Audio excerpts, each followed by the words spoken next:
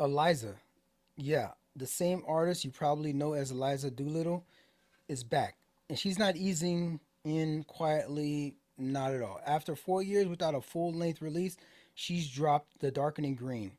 This is an alt R&B soul project that feels less like a comeback and more like a leveling up. Man, there is a renaissance going on in British soul, y'all, and I hope y'all tuning in and listening. This isn't the pop newcomer from the early 2010s anymore. About what, 8 years ago? About 8 years ago, Eliza decided that it wasn't her path to go the pop route. She went independent and rebranded herself, dropping the Doolittle and placing emphasis on her first name. Eliza has grown into a fully formed artist, earthy, sensual, and quietly doing her own thing on her terms. Let's talk about how this album is actually built because the craft is doing a lot of the heavy lifting here. The whole 9 track project is a co write and co production with Pharaoh and Emil. These are two producers you may recognize from working with Sampha. Love Sampha. Reviewed him in the past. Reviewed Sampha in the past. Lil Carner who's an English hip hop artist. The relationship shows. The album has a warmth and cohesion that feels like real human connection. Sonically, it's rooted in silky bass lines, vintage funk drums, and layered harmonies, a natural evolution of the soul funk direction she's been developing since um, her, was it the last project or the project for the a sky without stars, and it's and on this she's showing that she's not afraid to go further.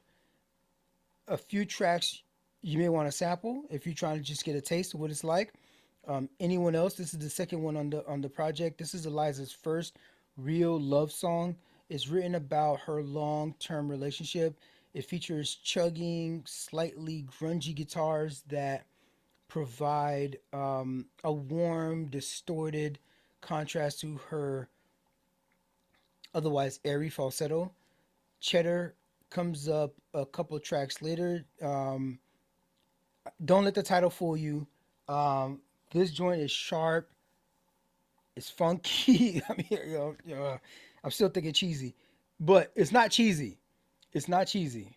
There's an urgent bass line that drives home the message of protecting your shimmer against those who only want to take your light to dim your light. Right. Major is another dope track on here. It's a standout for its vulnerability. It brings in this bansuri flute note that you can hear subtly in the background. Bansuri is this northern India, I believe, instrument. It's a flute, right?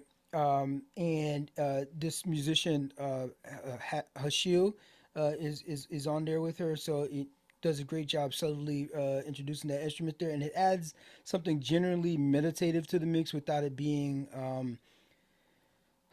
like a gimmick, right? It's a track about shedding armor and self sabotage, elevated by haunting, you know, melodies brought in by with this flute. Um, it's like it feels like a deep exhale. It's like maybe a track that's like a sonic equivalent of like a release, right? And the flute does great work in that because it is so meditative of like an instrument. Pleasure Boy is another dope one you should track out.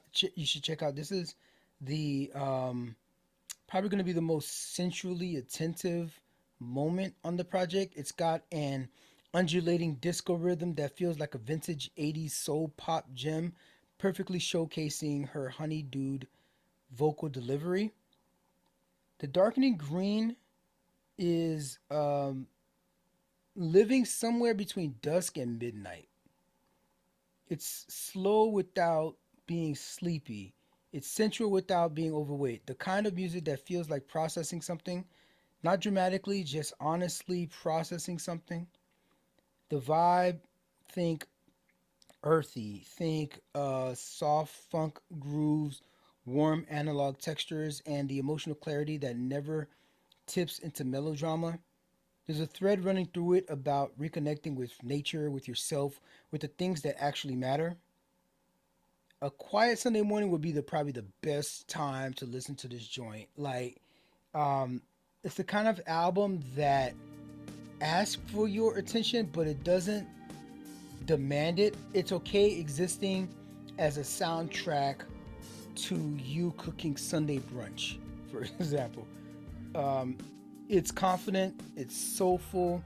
It's the return from an artist who clearly took her time and used it well. If you're looking for something real, textured, emotionally honest, that's not manufactured, never overproduced, this one is going to be worth your listen.